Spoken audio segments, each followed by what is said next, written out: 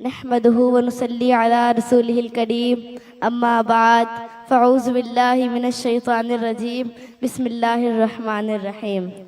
آئیے ہم اور آپ مل کر آقائے نامدار مدینے کے تاجدار دونوں عالم کے مالک و مختار کی بارگاہ رسالت میں جھوم جھوم کر اور لبوں کو چوم کر درود پاک کا حد نچھاور پیش کیجئے اور پڑھیے باواز بلند اللہ رب محمد صلی اللہ علیہ وسلم نحن عباد محمد صلی اللہ علیہ وسلم۔ شیر خدا کے شیر کا تیور نہیں جھکا، شیر خدا کے شیر کا تیور نہیں جھکا، یعنی کہیں سے نام 72 نہیں جھکا۔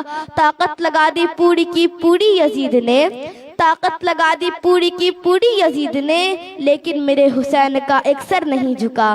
اے شمر تو حسین کو کیسے جھکائے گا، اے شمر تو حسین کو کیسے جھکائے گا، تجھ سے تو ایک چھوٹا سا اصغر نہیں جھکا۔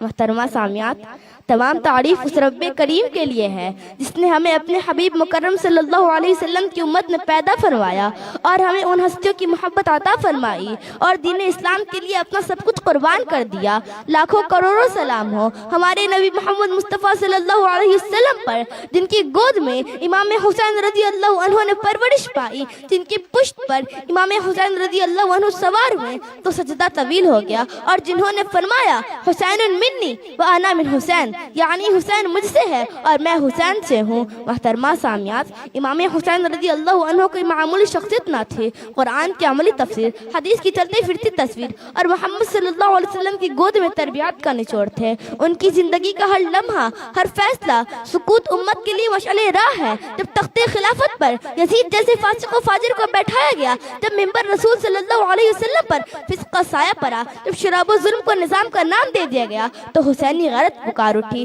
مثل لا یبایع مثلہ، یعنی میرے جیسا شخص اس جیسے کی بیعت نہیں کر سکتا۔ یہ صرف انکار ہی نہیں تھا، یہ بنیادوں پر پہرا تھا، یہ محض سیاسی اختلاف ہی نہیں تھا، یہ باطل کے خلاف علم حق کی پہلی ضرب تھی۔ محترمہ سامعات، امام حسین رضی اللہ عنہ نے مدینہ چھوڑا، مکہ پہنچے، کوفہ والے کے خطوط آئے، مگر جب امام حسین پہنچے تو قلم والے ہاتھ تلوار بن گئے، مگر آپ پیچھے نہیں ہٹے، کیونکہ آپ کی نظر تخت پر نہیں بلکہ حق کے تحفظ پر تھی۔ کربلا کا میدان سجا، باطل کے ایوان لرزنے لگے، دریائے فرات سامنے تھا مگر پانی بند کر دیا گیا، ننھے لب پیاسے، خیمے بے سائے، مگر امام حسین رضی اللہ عنہ کے لبوں پر شکایت کا نام نہیں تھا، کیونکہ کربلا صبر کی انتہا، رضا کی معراج اور تسلیم کا کامل تصویر ہے۔ محترمہ سامعات، کربلا صرف ایک سانح نہیں، یہ ایک فکری پیغام ہے، یہ مشن ہے، یہ بتاتی ہے کہ باطل کے سامنے سر نہیں جھکایا جاتا، حق کے لیے کتنا بھی تنہا ہونا پڑے پیچھے نہیں ہٹا جاتا۔ اگر ہم واقعی حسینی ہیں تو ہمیں خود سے سوال کرنا ہوگا، کیا ہماری تجارت میں عدل ہے، کیا ہماری سیاست میں عدل ہے، کیا ہمارے گھروں میں سچ ہے؟ صرف سچ بول دینا ہی حسینیت نہیں۔ جہاں جہاں یزیدیت ہوگی، فحاشی مادہ پرستی، ظلم و جھوٹ کی بغیرتی شکل میں جہاں جہاں یزیدیت ہوگی وہاں وہاں حسینیت ہوگی۔ محترمہ سامعات، کربلا صرف خون اور پیاس کی داستان نہیں، یہ ایک نظریہ ہے، یہ ایک فکری انقلاب ہے جو ہمیں سکھاتا ہے کہ ظالم کتنا بھی طاقت پر ہو، حق پر ڈٹ جاؤ، تاریخ تمہیں زندہ رکھے گی۔ امام حسین نے دنیا کو بتا دیا ہے کہ سر کٹایا جا سکتا ہے، سر جھکایا نہیں جا سکتا۔ انہوں نے ثابت کر لیا ہے کہ دین بچانے کے لیے خاندان کی قربانی دے دی جا سکتی ہے، مگر باطل کے سامنے ہاتھ نہیں پھیلائے جاتے۔ السلام علیکم ورحمۃ اللہ وبرکاتہ۔